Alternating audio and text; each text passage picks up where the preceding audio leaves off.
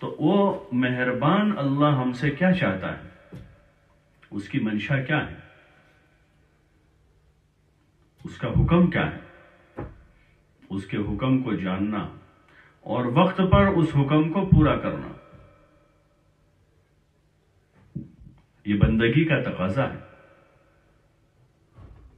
جس حال میں بھی ہم ہیں وہ حال اللہ کی طرف سے ہے، ہمارے بدلنے سے وہ بدلے گا نہیں۔ اگر ایسا ہوتا تو دنیا میں ہر ایک اپنے موافق حال بنا لیتا، کوئی بیماری نہ پڑتا، کوئی بیمار نہ پڑتا، کوئی فقیر نہ ہوتا، کوئی تکلیف میں نہ ہوتا۔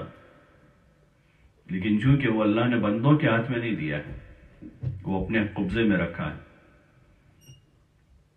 بندوں کو حکم پورا کرنے کا حکم دیا ہے کہ نماز کا وقت آ جائے نماز پڑھو، رمضان آ جائے روزے رکھو، مال دیا ہے زکوٰۃ دو، حج فرض ہو چکا ہے حج کرو، سچ بولو، لوگوں کے ساتھ صلہ رحمی کرو، والدین کی خدمت کرو، شوہر سے کہا کہ اپنے بیوی بچوں کو نفقہ دے، بیوی سے کہا اپنے شوہر کی خدمت کریں، اس کی اطاعت کریں، اس کی فرما برداری کریں، اولاد سے کہا والدین کی خدمت کریں، جب بچے چھوٹے ہیں تو ماں باپ سے کہا کہ بچوں کی اچھی پرورش کریں اور ان کو اچھی تعلیم دیں، یہ حکم ہے۔ پھر ان سارے حکموں کو پورا کرنے کے لیے طریقہ دیا حضرت نبی کریم صلی اللہ علیہ وسلم کا کہ یہ طریقہ ہے، اس طریقے پر ان حکم کو پورا کرنا ہے، اور کوئی طریقہ قابل قبول نہیں ہوگا۔ من یبتغی غیر الاسلام دینا فلن یقبل منہ وہو فی الآخرۃ من الخاسرین، کہ اسلام کو چھوڑ کر کسی اور طریقے پر زندگی گزاری ہے تو اللہ پاک اس کو ہرگز قبول نہیں کرے گا۔ طریقہ ایک ہی ہوگا ساری انسانیت کے لیے، جیسے ملک میں قانون ایک ہی ہوتا ہے سب کے لیے، آدمی جس ملک میں رہتا ہے اس ملک کے قانون کی پابندی کرتا ہے، کسی کو اعتراض نہیں ہوتا کہ ایسا کیوں، کسی کو نہیں ہوتا ہے، اس کو آزادی کے خلاف نہیں سمجھتے، وہ ملک کا قانون ہے، سب کے لیے یکساں قانون ہے سڑک پر چلنے کا، کہ جانے والے اس سائڈ پر آنے والے اس سائڈ پر ہوں گے، سب کے لیے ہے۔ تو کوئی یہ نہیں کہتا کہ ایسا کیوں، تھوڑی بہت آزادی ہونی چاہیے، ہم کو یہاں چلنے کی اجازت ہو جانی چاہیے، کوئی ایسا نہیں کہتا۔ لیکن جب مذہب کی بات آتی ہے، اللہ کے قانون کی بات آتی ہے اور حضور صلی اللہ علیہ وسلم کے طریقے کی بات آتی ہے تو شیطان جو ہے ورغلاتا ہے اور نفس جو ہے وہ بہکاتا ہے کہ یہ کیسا ہے، اس میں تو آزادی نہیں ہے، مردوں کے لیے ایسا ہے، عورتوں کے لیے ویسا ہے۔ یہ سارے جو اشکالات اعتراضات ہوتے ہیں وہ نفس کا بہکاوا ہے، شیطان کی طرف سے ہوتا ہے۔ اس وقت ہم اپنے آپ کو کہیں گے کہ نہیں ہم تابعدار ہیں، ہم تو بندے ہیں، ہم بندے ہیں، ہم بادشاہ تھوڑے، ہم تو بندے ہیں اور اللہ کے بندے ہیں، اللہ کی بندیاں ہیں، ہمارا کچھ وجود نہیں تھا، اس اللہ نے پیدا کیا ہے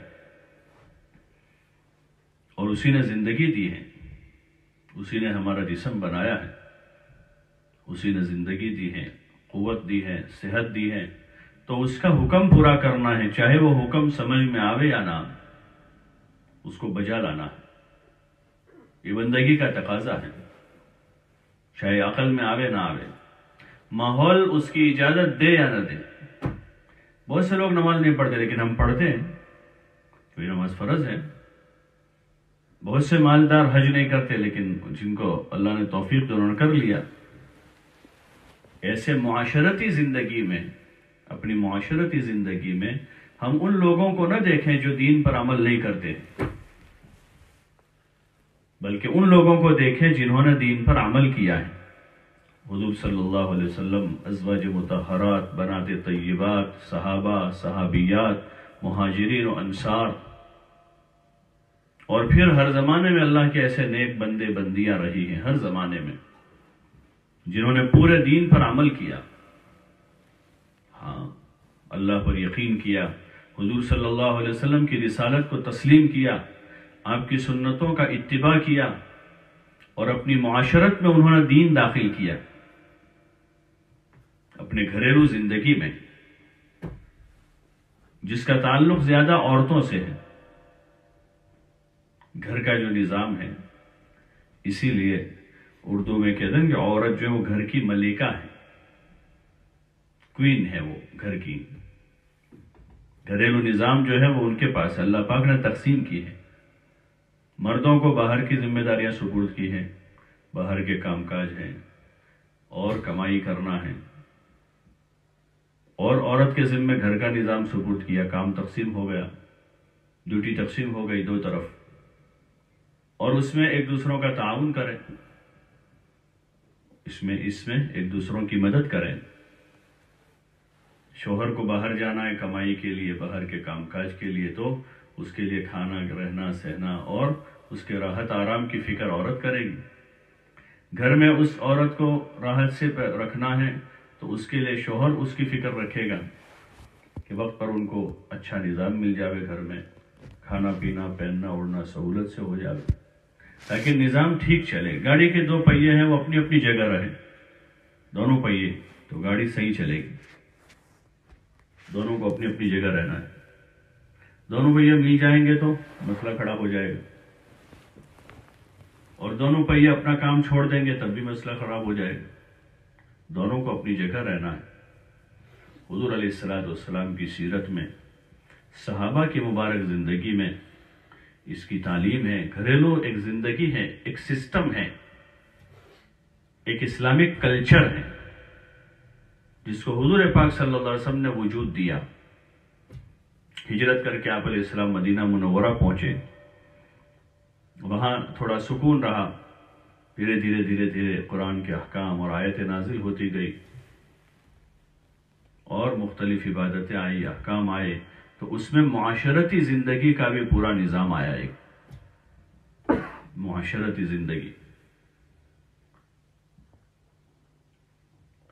جس میں گھر میں کیسا رہنا ہے، مردوں کو، عورتوں کو، بھائیوں کو، بہنوں کو، رشتہ داروں کو، اولاد کو، ماں باپ کو، پڑوسیوں کو. ایک پورا سسٹم ہے، پورا نظام ہے، اور بڑا حصہ ہے. یہ بہت بڑا حصہ ہے. معاملات بہت تھوڑے ہوتے ہیں. گھر میں ایک آدمی کاروبار کر رہا ہے، وہ لوگوں ایک دن میں 2 4 5 10 آدمیوں سے ڈیل کرے گا. لیکن ایک گھر میں رہ کر ایک عورت اپنے بچوں سے، بچے اپنے والدین سے، بھائی بھائیوں سے، بہنیں بھائی بہن، آپس میں پڑوسی، ان کو روزانہ ایک دوسروں کے ساتھ واسطہ پڑتا ہے، روزانہ. تو اس کا ایک طریقہ سمجھایا ہے، اور اس کی بنیاد حضور علیہ السلام نے احسان اور ایثار پر رکھی ہے. ایک تو انصاف، وہیں سے شروعات ہوتا ہے کہ انصاف کریں. ان اللہ یأمرکم بالعدل والاحسان، کہ اللہ پاک تم کو حکم دیتا ہے انصاف کرنے کا اور احسان کرنے کا. وإیتاء ذی القربى، اور قریبی رشتہ داروں کو دینے کا حکم کرتا ہے. وینہا عن الفحشاء والمنکر، اور فواحش اور منکرات سے اللہ پاک تم کو روکتا ہے کہ برے کام نہ کریں، غلط کام نہ کریں، برائی میں مبتلا نہ ہوں، اور حکم دے رہا ہے انصاف کرنے کا اور احسان کرنے کا. ایک تو انصاف ہے کہ جس کا جو حق ہے وہ دیا جائے. ان کا جانی حق ہے، مالی حق ہے، بھائیوں کا، بہنوں کا، اولاد کا، اولاد کے اوپر ماں باپ کا، بیوی کے اوپر شوہر کا، شوہر کے اوپر اپنی بیوی کا، کہ حق دیا جائے، کسی کے حق تلفی نہ کرے. اس سے معاشرہ اچھا چلے گا، لڑائی نہیں ہوگی، جھگڑا نہیں ہوگا، حق ادا ہو رہا ہے، ظلم نہیں ہو رہا.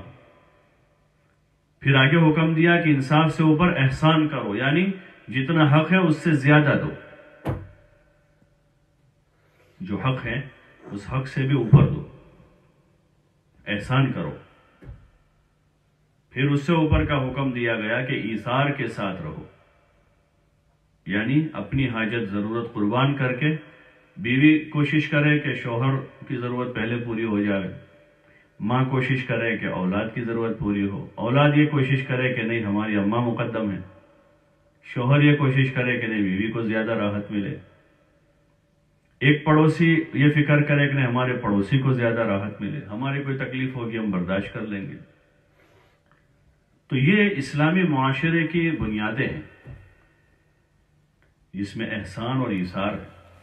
پھر کوئی لڑائی باقی نہ رہتی، کوئی جھگڑا نہیں ہے، دل صاف ہے، ہر ایک دوسروں کو فائدہ ہی پہنچانے کی کوشش کر رہا ہے، ہر ایک دوسروں کو فائدہ دینے کی کوشش میں. اور جب یہ مزاج بنے گا تو ساری لڑائیاں ختم ہو جائے گی، آپس میں محبت ہو جائے گی. ہر وقت یہی فکر ہے کہ ہم دوسروں کو راحت پہنچاوے، خیر پہنچاوے، بھلائی پہنچاوے، دوسروں کو عزت دیں. ہاں، دوسروں کو عزت دے. اللہ نے سب کو معزز بنایا ہے، یہ حق ہے ہر انسان کا. ہر انسان کا یہ حق ہے کہ اللہ پاک نے ہر ایک کو معزز بنایا ہے، تو ہم ہر ایک کو عزت دیں. جیسے کسی کا مال لینا جائز نہیں ہے بغیر اس کی اجازت کے، چوری کرنا یا ڈاکہ ڈالنا یا چھین لینا، ایسے کسی کی عزت لینا جائز نہیں ہے.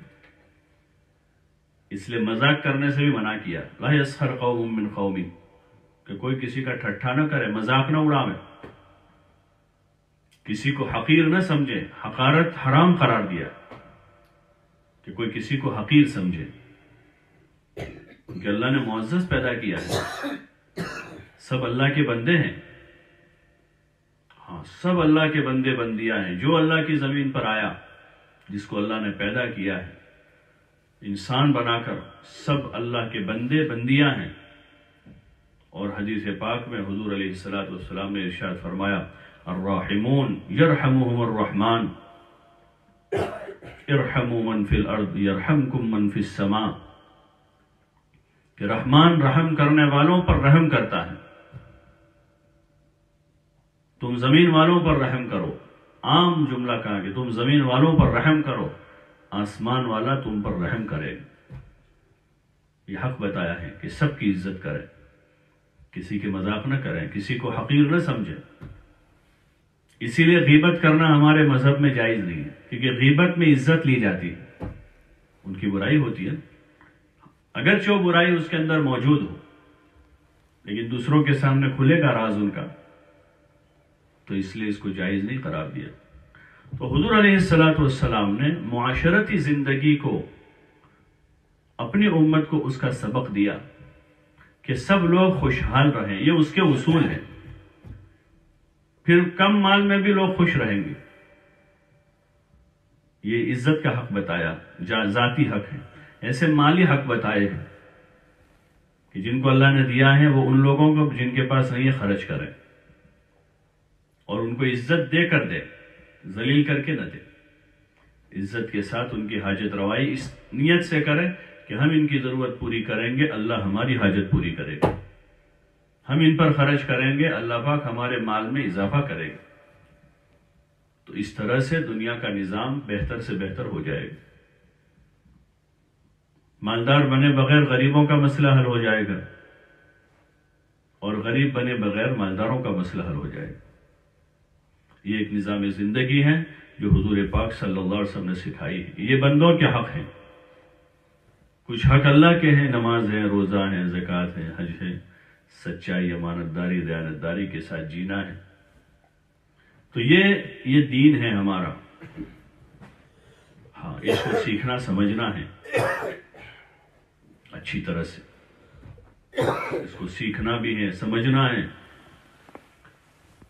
اور اس پر عمل کرنا ہے. خالی دین کی معلومات کافی نہیں،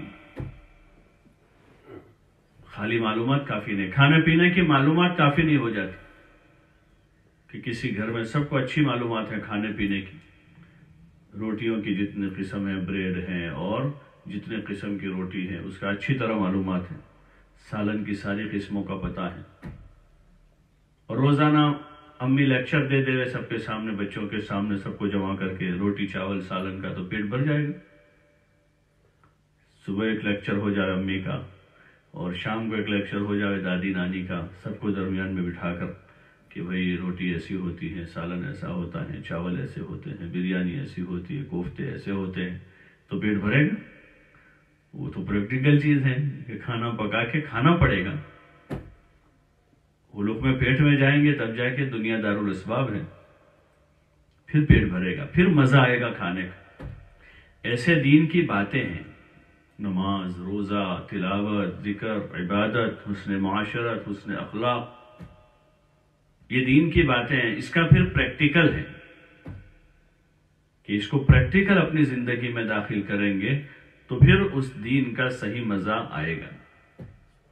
اور جو کھاتا ہے اس کا پیٹ بھرتا ہے، جو دین پر چلے گا اس کو دین کا مزہ آئے گا. ہاں، زندگی کا مزہ آئے گا پھر جینے کا. جیسے حضور علیہ السلام اور صحابہ کرام رضوان اللہ تعالی علیہم اجمعین نے اس زندگی کو عملی طور پر اپنی زندگی میں داخل کیا، اس طریقے حیات کو، تو انہوں نے اپنی زندگیوں سے فائدہ اٹھایا. ہاں، اور اتنی اللہ کی عبادت کی، اطاعت کی کہ انہوں نے اللہ کو راضی کر لیا. جو اصل کام، اللہ پاک نے ان کو رضا کا پروانہ دنیا میں دے دیا. رضی اللہ عنہم ورضوا عنہ، رضی اللہ عنہم، اللہ ان سے راضی ہیں اور وہ اللہ سے راضی ہیں. یہ بہت بڑی بات ہے. جو عام مومنین کو جنت میں جانے کے بعد یہ پروانہ ملے گا، صحابہ کو جیتے جی ملا.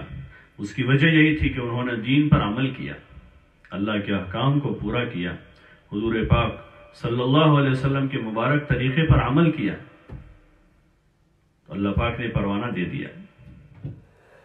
ہمارے پاس بھی یہ فرصت ہے، یہ موقع ہے. تبلیغ کا یہ جو مبارک کام ہے جس میں مستورات کو آمادہ کیا جاتا ہے، تیار کیا جاتا ہے کہ وہ بھی دعوت والے اس مبارک کام میں حصہ لیں، اپنے گھر میں تعلیم کے حلقوں کے ذریعے سے اور محلے میں ہفتہ واری تعلیم کے ذریعے سے اور راہ خدا میں اپنے شوہر کے ساتھ، اپنے محرم کے ساتھ سہ روزہ اور پھر چند سہ روزوں کے بعد عشرہ، چلہ. یہ جو پورا نظام ہے دعوت کے کام کا، وہ اسی کا ہے کہ ہم خود اپنے دین کو سیکھتے سمجھتے ہوئے، اللہ کی معرفت حاصل کرتے ہوئے، اللہ پر اعتماد اور توکل بناتے ہوئے، اللہ پر یقین کرتے ہوئے جیسا یقین کرنے کا حق ہے، اور حضور علیہ السلام کی سنتوں کو سیکھتے ہوئے، اس پر عمل کرتے ہوئے ہم دوسروں کو بھی اس کے لیے تیار کریں، جو اس کام کا مقصد ہے.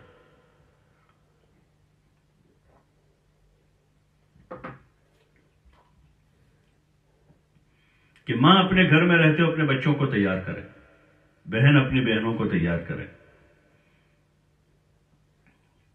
اور جس گھر میں رہ رہے ہیں اس گھر کے رہنے والوں پر، بھائی ہیں، ابا ہیں، دادا ہیں، نانا ہیں، اولاد ہیں، ان کو اس کے لیے آمادہ کریں، تیار کریں ان کو. یہ بات ان کو بھی سمجھاویں کہ کامیابی اللہ پاک نے دین میں رکھی ہے، اور دین اللہ کا حکم اور حضور صلی اللہ علیہ وسلم کے طریقے کا نام. جتنا دین زندگی میں ہوگا اتنی کامیابی آئے گی، اتنی دنیا میں امن، سکون، عافیت نصیب ہوگی. تو اپنے گھر کے ماحول میں رہتے ہوئے ہر خاتون، ہر ایمان والی بہن اپنے گھر کے ماحول میں رہتے ہوئے خود اپنے دین پر عمل کرتے ہوئے اپنے گھر کے لوگوں کو اس کے لیے تیار کرے، آمادہ کرے، کو بھی اس پر دین پر چلنے کی کوشش کرے، تاکہ ہمارے گھر میں 100% دین زندہ ہو جائے، گھر کی چار دیواری میں 100% اسلام زندہ ہو جائے. خالی رسمی دین نہ ہو، نام کا نہ ہو، بلکہ حقیقت کے ساتھ آ جائے. اس لیے کہ کوئی بھی چیز بغیر حقیقت کے نفع نہیں دیتی، اس لیے دین بھی اپنی حقیقت کے ساتھ آئے. اس کے لیے اپنے گھروں میں تعلیم کے حلقے قائم کریں اور روزانہ آدھا گھنٹہ فارغ کریں. ٹھیک ہے، بچے مدرسے میں جاتے ہیں، قرآن پڑھتے ہیں اور کچھ مسائل سیکھتے ہیں،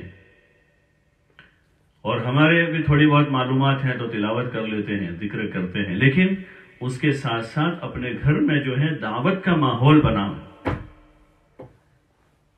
یہ جو تعلیم ہے گھر کی، وہ اس لیے ہے کہ گھر کے اندر دعوت کی بھی فضا بنے، عبادت کے ساتھ، نماز، ذکر، تلاوت کے ساتھ ہر ماں اپنے گھر میں اپنے بچوں کو لے کر بیٹھیں. شوہر ہیں ان کو بھی شریک کریں، اور جو محرم مرد ہیں، ابا ہیں، بھائی ہیں، دادا ہیں، نانا ہیں، جو محرم مرد ہیں ان کو بھی اپنی تعلیم میں شریک کر کے روزانہ تھوڑی تھوڑی دیر فضائل ذکر، فضائل قرآن، فضائل نماز، حکایت صحابہ، فضائل صدقات، فضائل تبلیغ، یہ جو رسائل ہیں فضائل اعمال اور فضائل صدقات کے، اس میں سے تھوڑا تھوڑا پڑھیں تاکہ تمام اعمال کے فضائل ہمارے سامنے آئیں. اس کے نفع سامنے ہوں گے تو عمل کرنے میں مزہ آئے گا. ایک تو ہم تلاوت کر ہی رہے ہیں روزانہ، لیکن تلاوت کرنے کی فضیلت سامنے ہوگی تو اور زیادہ مزہ آئے گا۔ سورہ یاسین روزانہ پڑھتے ہیں صبح، لیکن سورہ یاسین پڑھنے کے کیا فضائل ہیں، اگر وہ سامنے تو اور زیادہ مزہ آئے گا۔ سورہ واقعہ مغرب بعد پڑھتے ہیں تو سورہ واقعہ پڑھنے کا کیا فائدہ ہے، جمعہ کے دن سورہ کہف پڑھتے ہیں، اس کا کیا فائدہ ہے، تسبیح پڑھتے ہیں سبحان اللہ الحمدللہ لا الہ الا اللہ اللہ اکبر، ان کلمات کے پڑھنے کا کیا فائدہ ہے، درود شریف پڑھنے کا کیا فائدہ ہے، استغفار پڑھنے کا کیا نفع ہے۔ فضائل کی کتابوں کے ذریعے سے ہمیں یہ نفع معلوم ہوگا، ریٹ پتہ چلے گا، ریٹ پتہ چلتا ہے ریٹ، اس کے بعد ہمت ہوتی ہے کوئی چیز خریدنے کی، کوئی چیز دیکھی لیکن جب تک ریٹ پتہ نہیں ہوتا تو وہاں تک ابھی جھجک رہتے، پھر پوچھتے کتنے میں ہے، پھر اتنے میں کہ بہت اچھا ہے، تو پھر خریدنے کی ہمت کر لیتے ہیں۔ تو ایسے ہی اعمال کا نفع پتہ ہوگا تو عمل کرنے میں اور مزہ آئے گا، اور احتساب کے ساتھ عمل ہوگا، جو اللہ کے وہاں سے مطلوب ہے ایمان والوں کے لیے، کہ ایمان والے جو ہیں جو بھی کام کریں وہ ثواب کی امید پر کریں کہ اللہ پاک اس کام سے مجھے یہ دے گا، صدقہ دینے پر اللہ مجھے یہ دے گا، نماز پڑھنے پر اللہ پاک کی طرف سے یہ وعدہ ہے۔ تو یہ فضائل کی تعلیم کے ذریعے سے عمل میں احتساب پیدا ہوگا، ثواب کی امید سے کرنے کا شوق بنے گا، پھر کبھی عمل چھوٹے گا نہیں۔ اس لیے ایک عمل جو مستورات کو بتایا جاتا ہے کہ اپنے گھر میں روزانہ پابندی سے تعلیم کریں، اور اپنے چھوٹے بڑے تمام بچوں کو لے کر بیٹھیں، اور دیگر گھر کے جو محرم ہیں ان کے ساتھ بیٹھ جاویں، ترتیب سے کتاب پڑھیں، گاہے گاہے 6 صفات کا مذاکرہ کریں، ایمان، نماز، علم، ذکر، اکرام مسلم، اخلاص نیت اور تفریغ وقت، یعنی راہ خدا میں اپنی جان مال لے کر نکلنا، اس کا مذاکرہ کریں آپس میں، تاکہ گھر میں دعوت کی فضا بنے، ایمان، یقین اور اعمال کو ایک دوسروں کو سمجھانے کا موقع ملے۔ اس ماحول میں گھر کے بچے بھی داعی بنیں گے، بچیاں بھی داعی بنے گی، ہاں ان کا مزاج ہوگا اللہ کی طرف، دین کی طرف بلانے کا، جو ایک کام ہے اس امت کو دیا ہوا، اس امت کے مرد عورتیں اللہ پاک نے ان کو حکم دیا کہ ایک دوسروں کو بھلائی کی، خیر کی بات کریں، برائی سے روکیں۔ تو یہ اس کا بہترین موقع ہے، اپنے گھر میں ایسا ماحول بنا کہ ہمارے بچے بھی دعوت دینے والے بنے، ہماری بچیاں بھی دعوت دینے والی بنے، بچے آپس میں ایک دوسروں سے بات کریں، جب وہ بچے بڑے ہوں گے تو بڑوں سے بات کریں گے، یہ بچی شادی کر کے کسی گھر میں جائے گی تو یہ پورے گھرانے کو بدلنے کا ذریعہ بن جائے گی۔ بہت سارے گھرانے ایسے ہیں کہ جن میں دین بہو کے ذریعے سے آیا، کہ شادی کر کے آنے والی جو لڑکی تھی وہ دیندار بن کر آئی، اس کے والدین نے اچھی تربیت کی، اس کو دین سکھایا، اس کو دعوت دینا سکھایا، تو اس بہو نے آ کر اپنے گھر میں محنت کی، اپنے شوہر پر اور اپنے شوہر کی بہنوں پر، ان کی اماں پر، تو وہ بہو کے راستے سے نماز پڑھنے والے بنے، روزہ رکھنے والے بنے، دین پر عمل کرنے والے بنے۔ تو ہماری کوشش ہو کہ ہمارے گھر میں پلنے والے بچے بچیاں وہ اچھے دیندار ہوں، نیک ہوں، متقی پرہیزگار ہوں، اللہ سے ڈرنے والے ہوں، والدین کے خدمت گزار ہوں، انسانیت کی ہمدردی اور خیرخواہی رکھنے والے ہوں، امن پسند ہوں، ہاں لڑائی جھگڑا کرنے والے نہ ہوں، ان کے مزاج میں ایثار اور ہمدردی ہو۔ اور یہ گھر کی تعلیم کے راستے سے حکایت صحابہ میں حضرت شیخ نے صحابہ کی عبادت کے اور ان کے مجاہدوں کے اور ان کی قربانیوں کے، ان کی ایثار اور ہمدردی کے اور ان کے نماز روزوں کے واقعات لکھے۔ گھر کی تعلیم میں یہ ساری چیزیں آتی رہے گی بار بار تو بچوں کا مزاج دینی بنے گا، حضور علیہ السلام کی محبت بچوں کے دلوں میں آئے گی، پھر ہمارے بچے جو ہیں حضور صلی اللہ علیہ وسلم کا اتباع کریں گے، کھانے پینے میں، سونے جاگنے میں، اپنے لباس میں، اپنے طرز زندگی میں حضور صلی اللہ علیہ وسلم کو نمونہ بنائیں گے، ہاں ان کے دلوں میں حضور کی محبت داخل ہو جائے گی، پھر اب بڑے ہونے تک ان کے دل سے کوئی حضور کی محبت نہیں نکال سکتا، اس لیے کہ ماں نے اپنے گھر میں ان بچوں کے دل میں حضور کی محبت داخل کر دی ہے، صحابہ کی محبت داخل کی ہے، ازواج مطہرات کی محبت ان کے دلوں میں اتاری ہے، اور بنات طیبات حضرت فاطمہ، حضرت رقیہ، ام کلثوم اور حضرت زینب رضوان اللہ تعالی علیہن اجمعین، ان کی محبت بیٹیوں کے دل میں بٹھائی ہے، بہنوں کے دل میں بٹھائی ہے، تو پھر اب ان کے دل سے ان کی محبت کوئی نہیں نکال سکتا۔ اور انہوں نے جیسی زندگی گزاری ایمان، عبادت، تقوی کے ساتھ، ایسی زندگی انشاءاللہ ہمارے گھروں میں وجود میں آ جائے گی، اور وہ گھر جنت بنیں گے۔ یہ بچے دنیا میں کہیں بھی رہیں گے انشاءاللہ خوشحال رہیں گے، اللہ کی مدد ان کے ساتھ ہوگی، حضور علیہ السلام کے طریقے کی برکتیں ان کے ساتھ ہوگی۔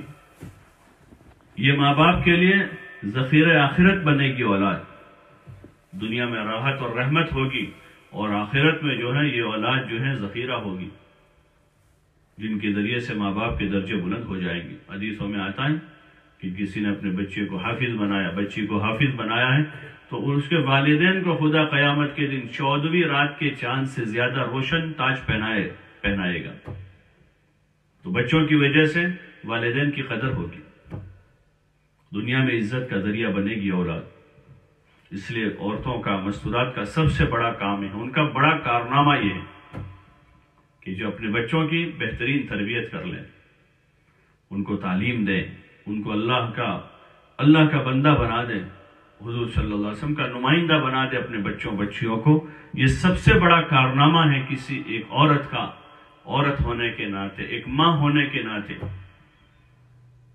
یہ سب سے بڑا کارنامہ، یہی سب سے بڑا کام ہے۔ اس سے بڑھ کر اور کوئی ڈیوٹی نہیں ہو سکتی، یہ بڑی ڈیوٹی ہے۔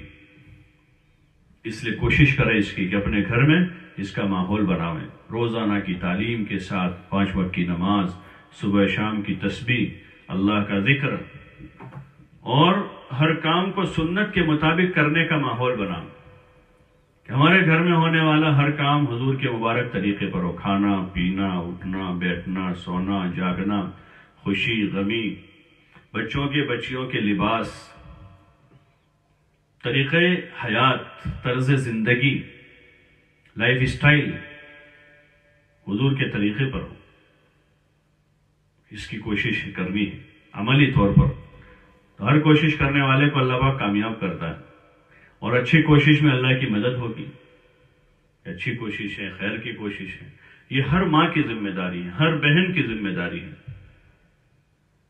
کہ اپنے گھر میں ایک ایسا سازگار ماحول تیار کریں کہ جس میں اللہ کا ہر حکم پورا ہو رہا ہو، حضور صلی اللہ علیہ وسلم کے ہر طریقے کو محبت کے ساتھ اور فخر کے ساتھ پورا کیا جائے، محبت کے ساتھ کہ اللہ کے رسول ہمارے محبوب ہیں، ہمارے رسول ہیں، ہمارے نبی ہیں، ان سے ہم محبت کرتے ہیں، اور ان سے محبت کرتے ہیں، ان کو چاہتے ہیں، اسی لیے ان کے طریقے پر عمل کرتے ہیں۔ فخر کے ساتھ ہم کریں گے کہ ہمارے محبوب کا طریقہ ہے، ہمارے محبوب کے طریقے میں سادگی ہے اور اس میں حیا ہے۔ ہاں، اس وقت کا جو دور ہے، اس دور میں اسراف اور بے حیائی ہے، فیشن پرستی ہے، اسراف ہے، تبذیر ہے، مال کو بیجا خرچ کرنا۔ حضور علیہ السلام کے طریقے میں سادگی ہے، سمپل، جس کو کہتے ہیں سمپل لائف۔ اس کا مطلب یہ نہیں کہ کھانا نہیں کھانا ہے، بھوکے رہنا ہے، کپڑے نہیں پہننا ہے، بلکہ کھانا ہے، ضرورت ہے، کپڑا ضرورت ہے، مکان ضرورت ہے، گھر کی چیزیں ضرورت ہیں۔ حضور علیہ السلام کے طریقے میں ضرورتوں کو بقدر ضرورت پورا کرنے کا حکم ہے کہ جتنی ضرورت ہے اتنا استعمال کرو، باقی جو ہے باقی کو اپنے آخرت بنانے کے کاموں میں لگا دو۔ جو کچھ اللہ نے دیا ہے سب اپنے لیے نہیں دیا ہے، سب اپنے اوپر لگانے کے لیے نہیں ہے۔ تعلیم کے ذریعے سے وہ مزاج بنے گا۔ حضور صلی اللہ علیہ وسلم کے حالات سنیں گے، ازواج مطہرات کے حالات سنیں گے۔ ازواج مطہرات کو حضور علیہ السلام 1 سال کا نفقہ دے دیتے تھے، 1 سال کا، سال بھر کا نفقہ آپ علیہ السلام ان کو دے دیتے تھے، لیکن پھر بھی ان کے گھروں میں فاقے ہوتے تھے، واقعات آتے۔ کیا وجہ اس کی ہے؟ کیا کپڑے جوتے وہ خرید لیتی تھی، یا سونے چاندی کے زیور بنوا دیتی تھی اس پیسوں سے، پھر پیسے بچتے نہیں تھے؟ تو نہ ان کے خرچے سونے چاندی کے زیور میں تھے، نہ کپڑوں میں زیادہ خرچہ تھا، بلکہ وہ صدقہ کر دیتی تھی۔ غریبوں، یتیموں، مسکینوں، بیواؤں، محتاجوں پر، اور ان کے پاس اپنا بھی نہیں بچتا تھا، اتنا خرچ کر دیتی تھی، اور کھجور پانی پر گزارا کر لیتی تھی، تو اپنے اوپر کم سے کم خرچہ کرتے تھے۔ کھجور کھا لیے، پانی پی لیا، ادنا درجے کے کپڑوں میں زندگی گزار لی، چھوٹے چھوٹے مکانوں میں زندگی گزار لی، لیکن اپنی آخرت بنانے والے کاموں میں انہوں نے اپنی جان، مال، اپنے جذبات اور صلاحیتوں کو خوب لگایا۔ ان کے واقعات سنیں، بچوں کو سناویں، بچیوں کو سناویں، تو انشاءاللہ گھر میں وہ ماحول بنتا جائے گا۔ اسی طرح ہر ہفتے آپ کی ہفتہ واری جو تعلیم ہے، اس میں کسی مکان میں مسجد کے مشورے سے جو طے ہوتا ہے، محلے کی ساری بہنیں جمع ہو جاؤ اور اس میں اس کتاب کو پڑھیں، تاکہ دین پر چلنے کا داعیہ پیدا ہو، سنت کی اتباع کرنے کا جذبہ پیدا ہو۔ تو اپنے گھر کی تعلیم کے ساتھ ہفتے میں ایک مرتبہ 1 گھنٹے کے لیے، ہر محلے میں الگ الگ اس کے لیے حلقے لگتے ہیں۔ ماشاءاللہ جن بہنوں نے وقت لگایا ہے، ان کی مسجد کے مشورے سے ترتیب بنتی ہے، کوئی تعلیم کرواتی ہے، کوئی 6 صفات کا مذاکرہ کرتی ہوگی، کوئی استقبال کرتی ہے، ایک ترتیب قائم ہوئی ہے۔ تو اس کو، اس حلقے کی پابندی کریں، فکر کے ساتھ، پابندی کے ساتھ حلقے میں شریک ہوں، اور ایک فکر لے کر آگے ہفتے بھر اپنے گھر میں رہتے ہوئے دعوت دیں۔ عورتوں کے لیے کوئی گشت نہیں ہے، لیکن اپنے گھر میں داعی بن کے رہیں، اپنے گھر کے کام کاج کے ساتھ، اپنی ضرورتوں کو پورا کرتے ہوئے، اپنے بچوں کی بہترین تربیت کرتے ہوئے، اپنے گھر میں اپنے دین کے داعی بن کے رہیں، اللہ کی بڑائی بولیں، اللہ کی عظمت کو بولیں، نماز کے ذریعے سے مسائل کے حل ہونے کو بولیں۔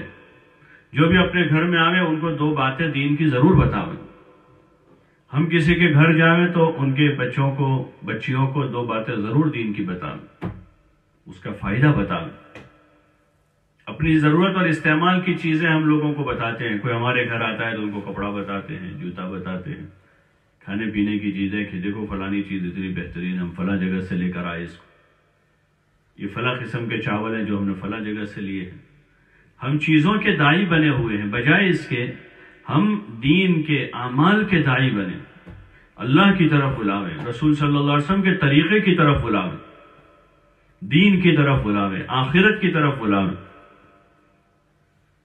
ہاں، اس کا مزاج بنانا یہ تعلیم کے حلقوں سے چاہا جا رہا ہے کہ ہماری ایک ایک بہن، ایک ایک ماں داعی بنے۔ جیسے مرد اللہ کے رسول صلی اللہ علیہ وسلم کے امتی ہیں، عورتیں بھی حضور صلی اللہ علیہ وسلم کی امت میں ہیں، اور جیسے عبادت و اطاعت کی ذمہ داری مردوں پر ہیں، عورتوں پر بھی ہیں، ایسے اللہ کی طرف بلانے کی اور ایک دوسروں کے ساتھ خیر خواہی کرنے کی اور ایک دوسروں کو نصیحت کرنے کی ذمہ داری جیسے مردوں کی ہیں، عورتوں کی بھی ہے، کہ ایک دوسروں کو نصیحت کریں، ایک دوسروں کو تعلیم دیں، محبت کے ساتھ، نرمی کے ساتھ، اپناتے ہوئے، کھلا کر پلا کر، احسان کر کے پھر ان کو بات سمجھاویں۔ تو پھر انشاءاللہ اللہ کی ذات سے امید ہے، جیسے گھر میں ماحول بنا ایسے محلے میں ماحول بنے گا، محلے میں دینی فضا بنے گی، اور دین پر جتنی فضا ہوگی اتنا چلنا آسان ہوگا۔ پھر اس کا اثر ہماری شادیوں پر ہوگا کہ شادیاں سادہ ہوگی، معاشرت پر ہوگا کہ گھر کی معاشرت میں سمپل زندگی آئے گی، سادہ زندگی آئے گی، اسراف ختم ہو جائے گا، فضول خرچیاں ختم ہوگی، اور زندگی جینے کا مزہ آئے گا۔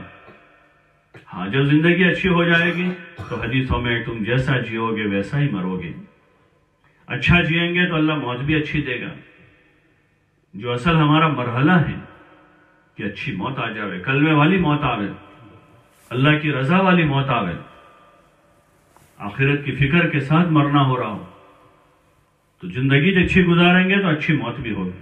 اور علماء نے لکھا کہ موت جیسی ہوگی ویسے قیامت میں اٹھائے جائیں گے، اچھا مریں گے تو قیامت میں اچھے لوگوں کے ساتھ اٹھیں گے، حضور صلی اللہ علیہ وسلم کے ساتھ، صحابہ کے ساتھ، اللہ کے نیک بندوں بندیوں کے ساتھ قیامت میں ہمارا حشر ہوگا۔ اس لیے کہ دنیا میں ہمیشہ تو رہنا نہیں ہے، چند سالہ زندگی ہے، یہاں سے پھر لوٹ کر جانا ہے۔ آخرت کی ہمیشہ کی زندگی اصل زندگی ہے، قبر میں ایک مدت تک سونا ہے، ابھی سے لے کر جب سے جائیں گے وہاں سے لے کر قیامت تک قبر میں قیام ہے۔ جو قبر تنہائی کا گھر ہے، وحشت کا گھر ہے، جہاں کوئی کسی کا نہیں، ہر ایک کے ساتھ اس کے عمل جائیں گے۔ ہاں عمل ساتھ میں، مال یہاں رہ جائے گا، مال تو گھر پر ہی نکال لیں گے، جیسے وفات ہوتی ہے جیب خالی کر لیتے لوگ، اگر زیور پہنے ہوئے ہیں تو زیور اتار لیتے اور غسل دے کر کفن سادی چادروں میں 2-3 چادریں پہنا کر تیار کر کے اب جنازے میں رکھ کر مرد اٹھا کر اس کو قبرستان پہنچا دیتے ہیں۔ تو جو کچھ مال جمع کیا ہے، سونے چاندی کے زیور جمع کیے ہیں، بیلنس جمع کیا ہے، وہ تو سب یہی رہ جانے والا ہے۔ تو پھر ساتھ میں کیا جائے گا؟ تو ساتھ میں عمل جائے گا۔ اگر اچھے کام کیے تو اچھے عمل ساتھ میں جائیں گے، اور اگر گناہ کیے ہیں، برے کام کیے ہیں تو برے کام ساتھ میں جائیں گے۔ اچھے عمل کا بدلہ اچھا ملے گا، اچھی جزا ہوگی اس کی، اور برائیاں اور گناہوں کا بدلہ جو ہے سزا کے طور پر ہوگا۔ اللہ ہم سب کی حفاظت فرماؤ۔ اس لیے ہمیں تیاری کرنی آخرت کی، پھر میدان محشر میں اللہ کے سامنے کھڑا ہونا ہے، زندگی کا حساب دینا ہے، ایک ایک پل کا حساب ہے وہاں۔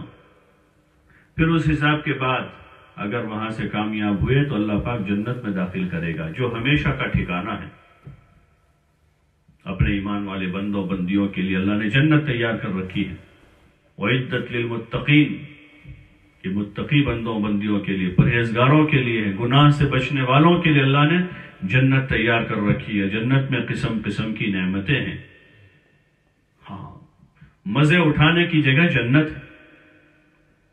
دنیا مزے کرنے کی جگہ، ایک دھوکہ ہے دنیا میں کہ مزے کرو، کھاؤ پیو۔ ہاں، دنیا میں تو اللہ نے کھانے پینے کو کہا، لیکن آگے حکم لگایا وَلَا تُسْرِفُوا كُلُوا وَاشْرَبُوا وَلَا تُسْرِفُوا، کہ کھاؤ پیو لیکن فضول خرچی نہ کرو، اسراف نہ کرو۔ اور جنت میں اللہ کا حکم ہوگا لَكُمْ فِيهَا مَا تَشْتَهِي أَنفُسُكُمْ وَلَكُمْ فِيهَا مَا تَدَّعُونَ، کہ مزے کرو۔ دنیا میں مزے کرنے کا حکم کسی کو نہیں ہے، وہ تو لوگوں نے گھڑ لیا ہے کہ مزے کرو، کھاؤ پیو اور پیسے اڑاؤ، گھومو پھرو۔ دنیا گھومنے پھرنے کی اور مزے کرنے کی جگہ نہیں ہے، دنیا حکم پورا کرنے کی جگہ ہے۔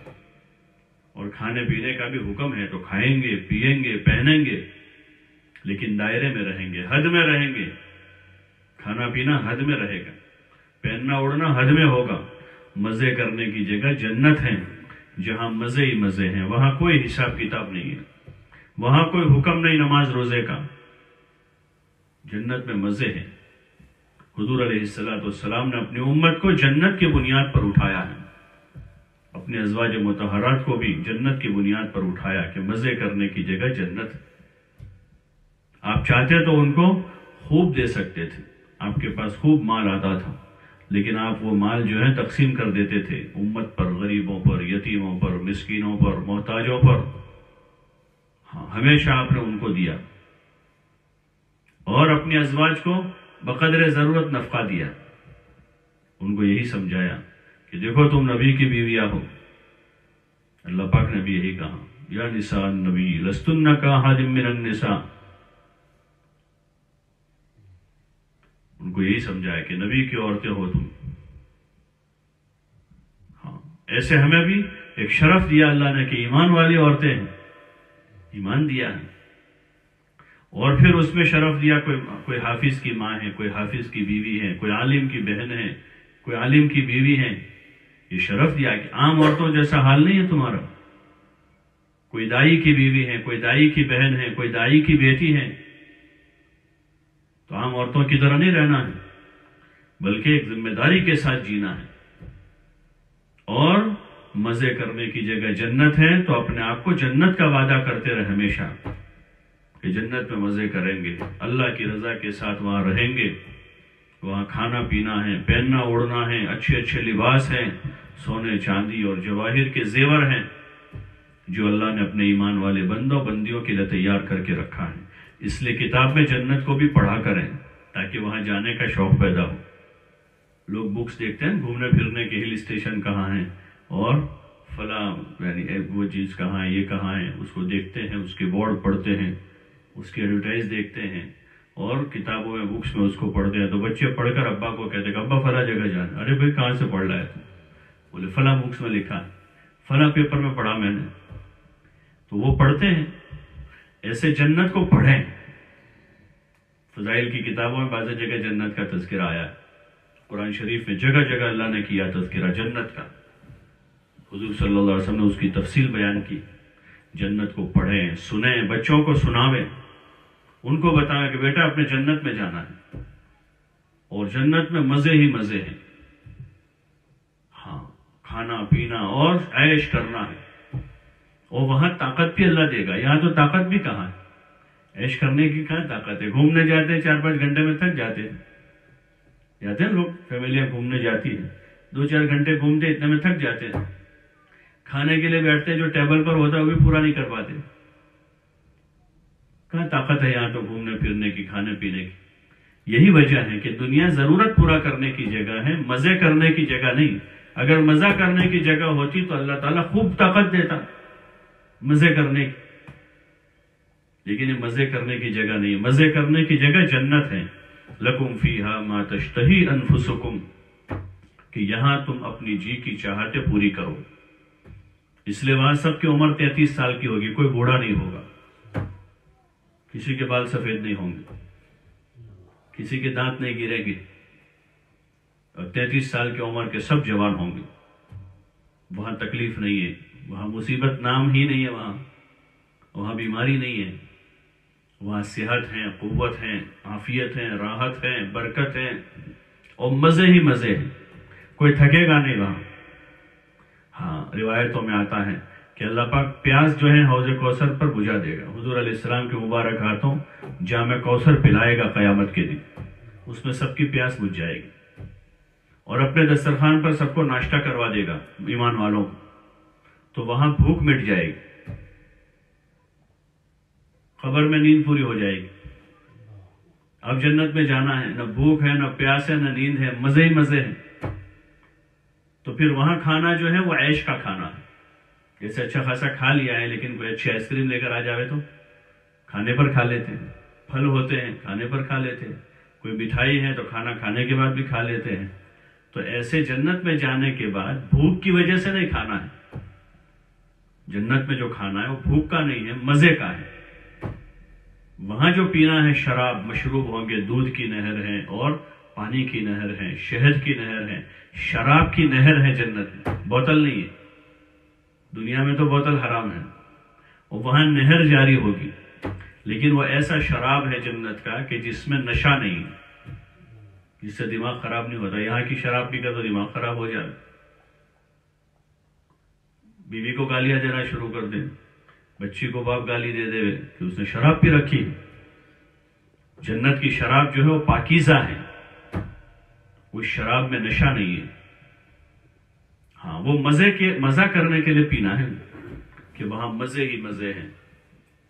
لکم فیہا ما تشتہی انفسکم ولکم فیہا ما تدعون نزلا من غفور الرحیم، کہ یہ غفور الرحیم کی میزبانی ہے، آ جاؤ۔